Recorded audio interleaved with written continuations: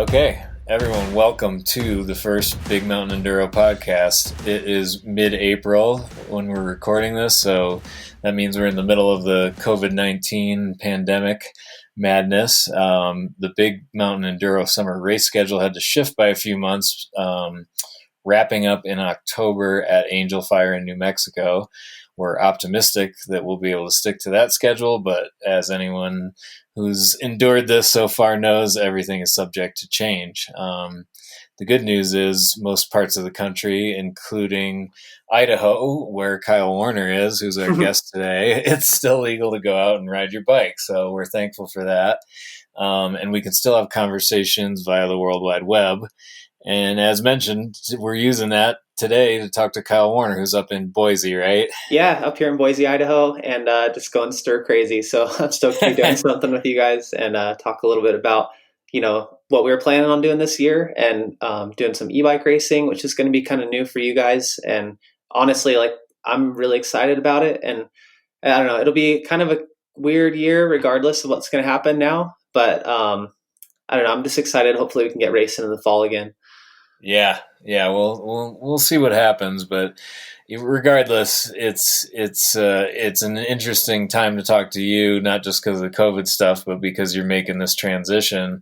You're one of the most high profile pros to make this switch from pedal power to lazy cheating. E-bikes.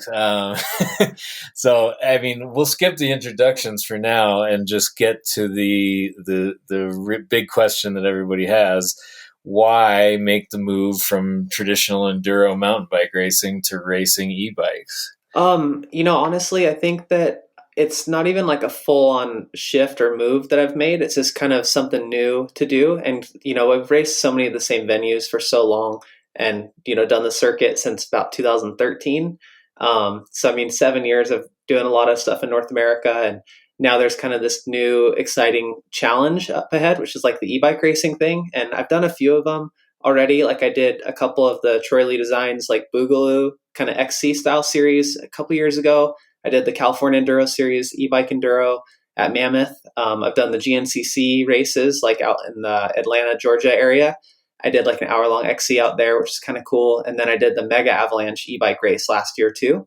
And for me, it's just kind of something new and exciting. And like, I love riding bikes and I love trying to, challenge myself in new ways. And so the e-bikes has been a cool tool to kind of reinvent the wheel a little bit with all the trails I've been riding. And they feel so different on certain trails that it's like a totally different dynamic and challenge. And, I'm still going to be doing a lot of normal enduro races as well.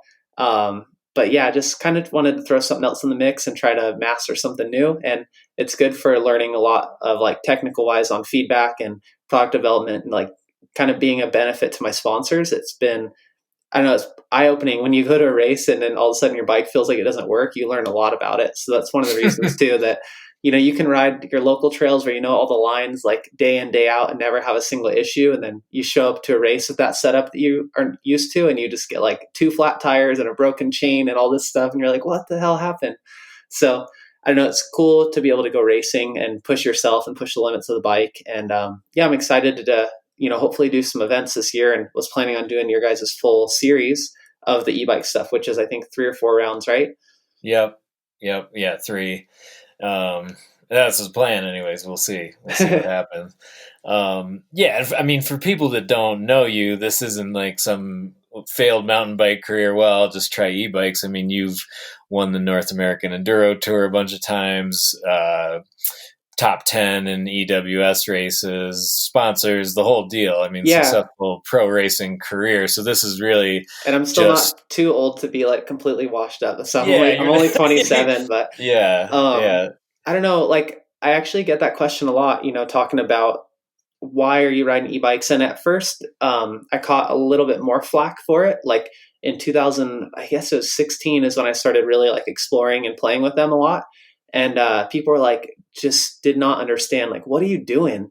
And to me, I was like, dude, I have fun on bikes. I have fun on e-bikes. I have fun on dirt jumpers. I have fun on dirt bikes. Like I have fun on a trials bike and just attacking a trail in a new way with this like heavier bike with more mass. And it the way I've always kind of ridden is try to be really smooth through the corners and carry speed everywhere. And like when you're riding a 50-pound bike, you don't have the ability to like save yourself if you cut a turn like into a 90 or something, and you do some bad technique here or there, it really shows. And so for me, it was kind of nice because it really helped me get my fundamentals in check, and it actually helped my normal bike, my speed on my normal bike quite a bit too, just because you start to like realize, oh man, I'm such a hack. Like I don't turn smoothly as I thought. And you're like, man, I need to like really round these corners out because I can't just throw the back end into it when you're on a 50-pound e-bike.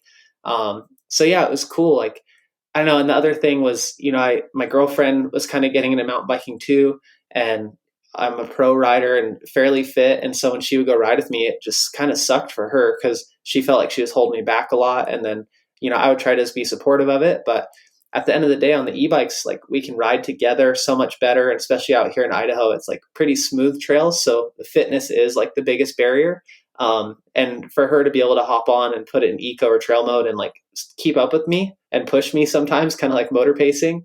I don't know, it's just really fun. And I just saw that as a good opportunity. And I tried to just stay open-minded and not necessarily think of it as like, this is going to kill the sport or this is going to shut trails down or anything. Cause I do see that side of the argument. And I think there is a lot of, uncertainty kind of brewing, and most of the uncertainty just comes from misunderstanding in my experience. So a lot of people that have, kind of uncertainty about the e-bike thing, they haven't either ridden one or they haven't spent like a good amount of time on one on a trail.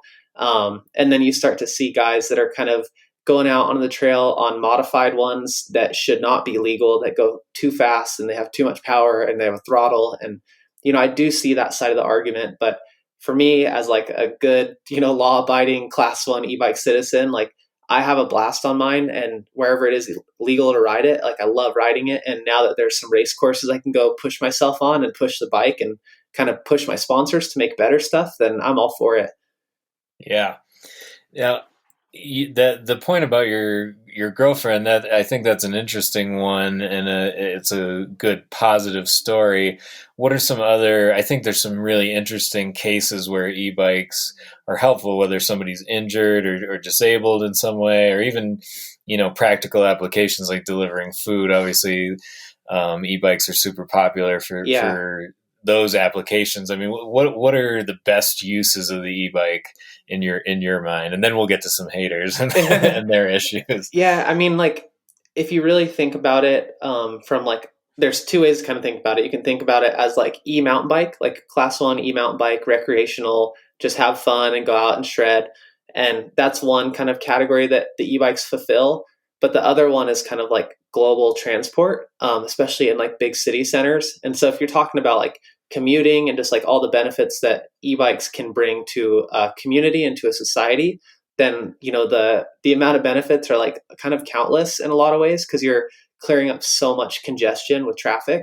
And so you're starting to see like in Europe, the e-bike sales are actually starting to outpace normal bike sales because the price has come down a lot, and most people aren't commuting and doing like these massive rides. It's like, I have an e-bike, I don't want to get to work when I'm sweaty and have to climb up this hill, and then on my way home, like you just don't want to put in that little bit of extra effort to get sweaty and feel kind of gross when you have to go sit in office for 8 hours a day. And so in those areas, like e-bikes have been awesome for people doing 15 to 25 minute commutes, and you're starting to see like the e-bike sales really grow in those areas. And I think that stuff's awesome. And, the on-road versus off-road debate is like so different because like we were talking about earlier a little bit, the off-road thing, there's so much kind of animosity in certain ways. And I think it's cool what you guys are doing, kind of like going into it, full on and trying to really embrace this and be a part of the conversation, because at the end of the day, the only way we're ever going to fix it or kind of, change it into a better situation is by talking about it and getting more understanding out there. And so I'm all for it, like I said. And personally, I think there are some issues with like the class 1 certification in the US. I've been riding like a prototype e-bike for the past couple weeks, and that bike is set up on the European standard, which cuts out at 25 kilometers an hour, which is 15 miles an hour. Mm-hmm. And honestly, I feel like that is is a lot safer in a lot of aspects. And I really do wish that class one globally was 15 mile an hour. And I know some people hate on me for saying that because they're like, oh, I don't take my speed away. But honestly, like the European standard, 15 mile an hour is so rad. And like I have fun on it. And my girlfriend has a class one US standard, which goes at 20 miles an hour. And we can still ride together. And the difference isn't that noticeable. But I think just when you go to a government official and you tell them, oh, my bike cuts out at 15 miles an hour versus it, goes 20 miles an hour, that's a pretty big disparity. So I'm hoping that like, you're seeing Specialized push out this really cool new kind of wave of e-bikes with the Levo SL, which is like a lighter, less powerful e-bike. And I really do think that, stuff that we'll be kind of racing enduro on in the next couple of years will kind of take that form where it's going to be a little bit lighter, a little bit more trimmed down, kind of like a race day bike. And you can, swap out your water bottle batteries and add more range throughout the day. And then for like the guys that want to go do big 6 or 7 hour, like all day backcountry rides, and you're going to have those kind of big 50-pound e-bikes that we're kind of using now. Yeah. Yeah. I mean, it's interesting because you made a good distinction there. Nobody's going to argue with you. Well, maybe somebody would, but most people won't argue with you about the benefits of e-bikes for commuting in cities. But I mean, I'm assuming since you're going down this road that you consider e-bikes as a positive on balance for mountain biking. So how do you see them fitting in to mountain biking? Obviously, Big Mountain Enduro and Brandon believe that there's a place for e-bikes, but I just Mm-hmm. want to know from your perspective, like, how do you see them fitting in? I think that they're gonna need to kind of carve their own path a little bit and maybe carve their own way as opposed to kind of fitting into the existing mold that normal bikes have currently. But honestly, a big reason for that issue and that kind of tension in my eyes is because we haven't done a really progressive job yet in the US of building like one way specific bike trails in areas. Because like honestly, if you're on a one way specific climbing trail with berms all the way up it and you're kind of cruising all the way up to the top of the mountain and then you hit a one way specific downhill trail, I don't really understand what argument you have against the e-bikes aside from potentially bruised ego, which is one big one, and then for people that you end up passing. And then the other one that is a valid argument is you're going to get more people out on the trails and more laps in, which will tear the trails up a bit more. But at the end of the day, like local governments use numbers for funding. And so if you can prove like, hey guys, we're having triple the amount of, kind of users on these mountain bike specific trails, like we need to build some more, then over time, you kind of bridge that gap and you start to have enough trails for everyone in the area. And I don't know, it just seems like a short sighted view to be against it. I do see that point of view for sure. Like, I don't know. I've had long conversations with people that have, been in those like big global bike summits about e-bikes for and against them. And I see the argument, but ultimately we all just need to do a better job as mountain bikers, period, of doing one-way designated trails that get us away from the hikers and get us away from the horse people. Cause I've almost, had bigger incidents on my normal bike hauling ass down a single track trail downhill than I've ever had on my e-bike climbing up it. So I don't know. It's a tough conversation for sure. Yeah. Specific to racing, I mean, I think the knee jerk reaction to hearing about e-bike racing is like, oh, what, you just want it to be easier? But I Mm-hmm. think the e-bike, and this is, I'm sure you can speak to Yeah, this better than I can. It opens up some other possibilities it with does. racing. So can you talk to me about what's exciting to you about what you can do when you throw the e-bike in the mix? Yeah, and like honestly, I do kind of want it to be easier. Like I'm just having fun with it, and like I'm not afraid to say that. Like the big mountain enduros and some of the other like EWS races have gotten so big compared to when I started racing in 2013 or 14. Like in 2013, a big enduro day was 3 hours, like 3 hours on the bike, and you're like, that's a pretty big day. And now you have events like Whistler and you have events like Big Mountain Enduro where you can sometimes be in the saddle for almost 8 hours a day. And so, for me, I got to a point where like physically, yes, I can do that, but mentally, sometimes I can't. Like just I get bored or I get kind of ADD or like, I'm like, when is this going to be done? Like, on those really big days. And so for me, when I raced the Mammoth e-bike race, the Enduro, yeah, the normal bike finishing time was like 5.5 hours for the full journey for the whole day. And mine was like 2 hours and 45 minutes. And I hit all the same trails and I had a blast. And I went home and I showered and I got back up before awards were even ready. And I was like, dude, this is sick. Like, so I don't know, there is that aspect of it, which you can't deny. Like, it is going to be a bit easier, but then, like you said too, there is opportunity for race organizers to throw in kind of cool, unique special stages or special sections where there's technical climbing involved. And I think that's kind of cool. Or you can put a limit on the full journey time. So, like, say the Enduro day, instead of having these really slow transitions that people are walking for 40 or 50% of, like, make it the time crunch. And then you have to manage your battery usage. And like, are you going to be able to make it through the full day on boost mode, or can you only make it through on eco mode? So it's like, when you get into stuff like that, there is a lot of cool opportunity to make it like very strategic racing, because you obviously want to save your juice for the race stages. So yeah, like if you're going to hit the transfer and you have 40 minutes to make it, like, oh, but if I go boost mode, I'm going to lose so much battery. And if I go eco, I might not make it on time. So I don't know, there's cool, like, kind of mind games you can play there, and strategy, which I'm really excited about too. But at the end of the day, I think it's just something fun. And that's why I got into mountain biking and into racing, is like, I just wanted to go have fun. And especially for guys that are like race dads and they have kids out there that are going to be competing. Like, if I was the older dad and you told me you're going to go ride 8 hours today, I was like, no way, I'm out. Like, I'll see you guys later. So the fact that a family member, or even, the dad could be out racing and the kid could do the e-bike class, if they're not so into mountain biking, and have a 3 or 4 hour day and just have a good time on it. So I don't know. There's a lot of cool things that we haven't gotten to really see yet play out. But these are all things, like, at the few events I have done, every time I'm like, oh, that's cool. I never thought about that. Or like, oh, I saw these people riding together. I never thought about that. And it just makes it really fun. And for organizers too, you can have the pros go last and not catch all the amateur guys easily, because like we're all kind of transferring at the same speed. So that makes it nice for spectating at the end of the day. Mm-hmm. Yeah. Yeah.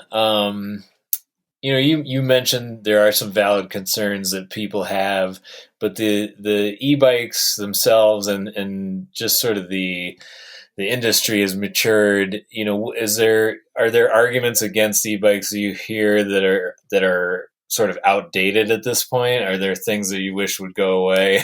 Yeah, People's gripes. I think so. But, honestly, it all comes back to that, kind of quintessential saying, like, it only takes one bad apple to kind of ruin the bunch. And there are people that abuse it, and that literally have like a full on 3 kilowatt hour throttle assisted motorcycle that they're out riding the trails and then saying they're an e-biker. And so I personally think that we need to kind of classify a completely new designation. I think class one is a little bit too powerful in the long run. And I do think that, like, what Specialized is doing with that Levo SL and what a few other brands are going to be doing soon, I think that's the way we need to go, where, it is a light assist and the bike's a lot lighter, so you don't need quite as much power. And at the end of the day, like I said, when you're going to a government official and you're saying, hey, this bike puts out, 250 peak watts and it goes, X amount faster versus a class one, which is quite a bit gnarlier. I think it just makes that conversation a lot easier. And when we get to that new kind of classification of like a class zero, or, whatever is lower than the class one, you can kind of adjust that speed rating too, to cut out a little bit lower. So I don't know. I think there's some old, arguments, especially the biggest one I've seen now that like the BLM is fighting is the perception that they're going to cause a lot of fires. And, with the lithium batteries kind of exploding. But, Yeah. and honestly, I could see that happening if someone who doesn't know what they're doing bolts on a conversion kit onto their existing mountain bike and has way too crazy of a battery and no power controller, and it overheats and you have a big issue. But there needs to be a way to where we can separate them, because, at the same time, someone could just go out and floor it on the freeway and run into whoever they want. And so, it's like, we need to do a good job of like educating and regulating, and then just saying, here's all these one way specific bike trails that it's okay, and you're not going to have those massive issues, hopefully. But I don't know, it's crazy. It's such a complicated subject, and I try to be an advocate for it, but at the same time I do understand its downfalls and its short sights, and I think people that don't aren't being completely honest. And so there was a really cool video that came out, I think a few months ago, where one of the old guys that worked at Trek was talking about like the issues with e-bikes. And I kind of recommend everyone to go look at that video, because if you're a supporter of e-bike, then you'll kind of take a minute to get a little bit of reality check and be like, okay, we need to think about how to address these issues. And if you're against it, you'll kind of learn some other things that are benefits. So ultimately, Yeah. I don't know, we're all just trying to figure it out. But I do see it as a great benefit long term, because at the end of the day, mountain biking is a positive outlet for people, mentally. And that's what a lot of people in America and a lot of people all over the world deal with, mental health issues. And if you can kind of reduce the barrier for entry as far as fitness goes, and someone can start getting out and enjoying the trails and being outside and become a mountain biker through the e-bike, like, I don't know how that's a bad thing, because ultimately that's how we all got into it. And if we had the OG mountain bikers tell us you're not allowed, like, no, you can't come because you have suspension, and you're like, but like, suspension's sick. Like, I want this to be, like, it helps me ride, like, and it helps a lot of people ride. But there are, diehards out there that say that you shouldn't ride with it. And so I just think it's kind of an older mentality. And a lot of people that are new to mountain biking are very supportive of the e-bikes, and they have a blast on them. So I don't know. I've always been into it, but I do see the short sights a little bit. Yeah, well, you'd hope, I can think of people in my life that don't bike because they don't want to grunt up a hill, but Mm-hmm. I think having the e-bike experience could give them a taste of what's great about mountain biking without that pain and suffering that Yeah, they're totally. afraid of. And they might realize that they actually enjoy the huffing and puffing once in a while, because as someone who's ridden e-bikes for filming mountain bike races, I can tell you it's not easy. It's easier, but it's still Totally. a super heavy bike that you have to mostly pedal yourself and control and all that. So Yeah, they've done a lot of studies recently showing that, cardiovascularly, so just the amount of blood that your heart is pumping and the amount of blood cycling through your body is almost identical on an e-bike to a traditional bike. The main difference that you see is like the muscular fatigue and muscular toll is a lot lower on the e-bike, because basically it's assisting you, but your legs are still moving and they're still pumping blood. And so cardio wise, it's one of the best activities you can do, like, bar none. And also it's easy on your body, so a lot of guys use it for recovery rides. And I don't know, at the end of the day, like I said, it's just, we're all supposed to just be out there having fun and enjoying it. And there's a lot of people in the industry that don't want to see other people get outside, because they want it to be for themselves, which I understand. But if we can use this as a tool to say, hey, look at these numbers growing, we need to designate more parklands and national parks and mountain bike trails, and like grow this whole thing. Because in the 1980s, there weren't, mountain bike parks, and they grew it because more people got into the sport. And so, like, what does that look like in the future when you have a lot of the guys that come from the dirt bike background, where they're tired of loading and unloading their bike and changing air filters and oil filters? They buy an e-bike and then they become an avid rider. Like, you're just going to have like thousands and thousands of people coming into the sport that are going to help us kind of grow it together. yeah, that's a great message. And I assume that's why in part why you're racing. Obviously you enjoy racing and you want to keep racing, but are you looking at this racing the BME series and racing e-bike races in general as a chance to get the word out for you to advocate positively for Yeah. e-bike? Yeah, totally. And like, my favorite thing to do is post like a POV of me on my e-bike, and then see people that normally hate e-bikes like it without knowing I'm on an e-bike. And it's kind of the same thing like with this whole racing thing. I just want to prove to people, like, I'm going to put my heart rate monitor on and I'm going to film my race runs, and I'm going to show you guys, like, my average heart rate when I did the GNCC in Georgia was 186 beats a minute for an hour. So, like, for a full hour, it's redlined. And so I want people to just be able to say, like, hey, they race these e-bike things, and I guess they are a pretty good workout, and kind of get over that stigma of it being for lazy people. Because not everyone always feels 100% every day. And sometimes the only thing that you need to like get you off the couch and out the door is knowing that you have a little bit of an assist.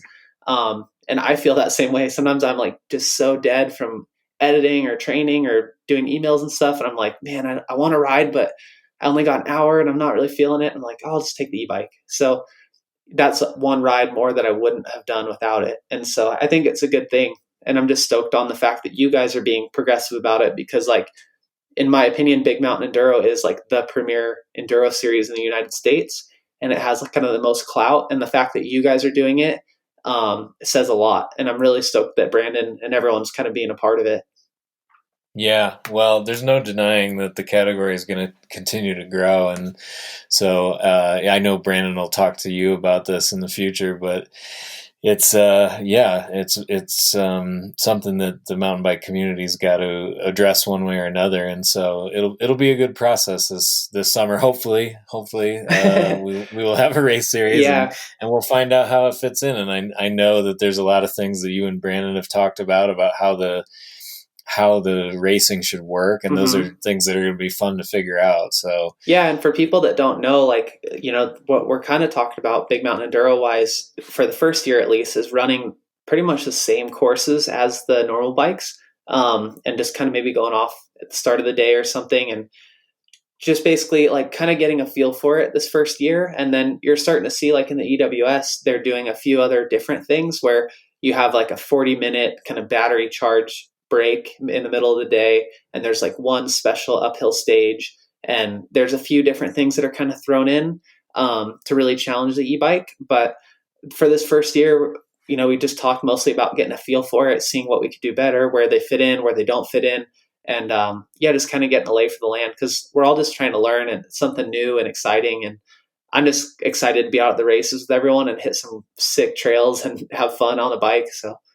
yeah, yep, that all sounds very good from quarantine. I know.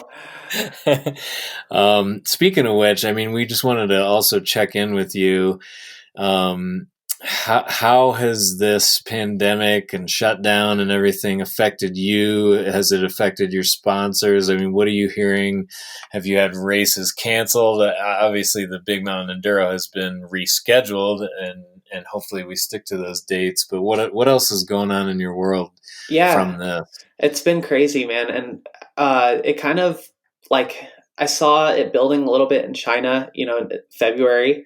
And then when I went down to Sedona Mountain Bike Festival in March, like I think 4 days before I left for Sedona, so like on that Monday, I get an email from Shimano saying, hey guys, we're not going to the event. We're under mandate to not go to any events for the time being. So that kind of meant they pulled out a Sea Otter as well. And I was like, whoa, like I didn't see that coming. And basically from that point on that Monday, we got the notice that Shimano wasn't going to be there. And then I think by Friday or Thursday or Friday, Sea Otter had announced they'd, postponed it till the end of the year. And then you started to just kind of see this, cascade of effects globally. And then it started to get really bad. So luckily, like being in the US so far has been, fairly mellow unless you're in one of the most like affected states. But talking to my friends out in Italy and in France and Spain, like it's been crazy for them. So I don't know. I just feel super lucky to be safe and healthy and have my family be safe and healthy. But from a sponsorship perspective, there's a lot of kind of unknown, because for people that don't know, a lot of us athletes like will invoice companies. So say like I get a sponsorship with a company, then the following year I'll invoice them maybe like once in April and once in October for half of my salaries each time. And so it's kind of tough because like in April is when I was supposed to get most of my income, and sending invoices like during the midst of a global pandemic is a weird feeling. Like you're like, I don't know if this is going to go through. I don't know if I'm going to have income this year, what it's going to look like. And it's been interesting, but Shimano has been the most active one, where they sent out an email to all of us saying like, hey, you guys, we appreciate you as athletes. We respect you. Everything is going to be the same this year. Like, we know you all trained for this year, so your support is going to be 100% guaranteed this year. Um, and that was really like comforting to hear, but I haven't had that conversation with very many other sponsors. And I think there's just so much unknown that we're all trying to sort it out and see what's going to get cut first. And a lot of times that is marketing budget. So I'm just, I don't know, it'd be a really hard year to have a 1 year contract with companies, and with, companies having that with athletes. It'd be tough to build a relationship in 1 year, being this year. Mm-hmm. So, I mean, it's my first year with Niner. I signed a 3 year agreement with them. So fingers crossed that we can fulfill that full 3 years. But I mean, this is a hard year to get off, to a good start on. You're like, I want to do cool stuff with you guys, but it's been stuck. So, yeah, I'm just trying to stay positive and stay healthy. And, I haven't been riding a ton, just trying to respect it. But we've been getting out every once in a while in the evening, just going for a nice mellow pedal. So that's been cool. Yeah, yeah, and you're still putting out some content, right? Yeah. How are you finding ways to stay busy even though you can't do everything that you want? Yeah, I'm just trying to take this opportunity to really learn a lot. And I spent most of last year, when I was riding for Rosignol. They were a really cool brand, and the fact that they kind of let me just do my thing and spend a lot of time troubleshooting and learning, especially on the YouTube platform. And I've just been kind of experimenting a bit, and spent last year accumulating a lot of gear. And so during this period, I'm just going to try to make some fun videos that are helpful for people, and really just try to stay present. But it sucked because this is the first year I've really trained hard in a couple years, since I was all super dedicated and cutting weight and getting after it. And then it was like, oh man. So yeah, it had been since 2016 since I really trained to race a full season. And yeah, I was I trained my ass off, and then this all happened. You're like, oh, where did that all go? But just trying to keep on top of it still, because we don't know when, we'll kind of be let out of the gate. But I think it'll be, from everything I hear, it seems like it'll be kind of a slow trickle before we get to events with a lot of people. So we'll probably have a fairly good heads up of within 6 weeks, we think that we're going to have, gatherings of 500 or 1,000 people or whatever. So kind of just keeping my ear out and seeing when that will be, and then just hit the training really hard once we kind of know that some events are around the corner. Totally. Well, there's no doubt there'll be a lot of pent-up energy from bikers of all stripes. So, totally. Yeah, we're looking forward to seeing you on the trails whenever we can, and appreciate you talking to us about e-bikes and everything. It's really cool to hear your perspective. So yeah, no worries. I'm stoked appreciate that you guys getting the word out. Yeah, no, we're excited for it. It'll be fun. Hopefully lots of other races follow suit, and you can just have the community experimenting with it, and just see what works and what doesn't, and eventually we'll get to a place where e-bikes find their home. Yeah, and a lot of people will maybe never think that they have a home, or that they deserve a home. But I just hope that people can be kind of open-minded to the fact that not everyone's an athlete, not everyone has an able body, and the fact that we can get these people out and experimenting with mountain biking, even if they buy an e-bike and they ride once a month, yes, they're going to be on the trail once a month, but that means that they're also having a positive experience and a positive outlet. And that could be a new consumer that helps all these brands in the industry grow, and helps the races grow because they have more support. And so I just don't understand how you can be a fan of the sport, of the actual sport of mountain biking, and not be an advocate for the e-bike thing, because ultimately it's going to help us all grow and get more people involved and get more people into mountain biking. Thanks to everyone who tuned in, and thanks as always to our sponsors: Yeti Cycles, Maxxis Tires, Shimano, Fox, Stan's No Tubes, Raceface, Industry 9, and Upslope Brewing.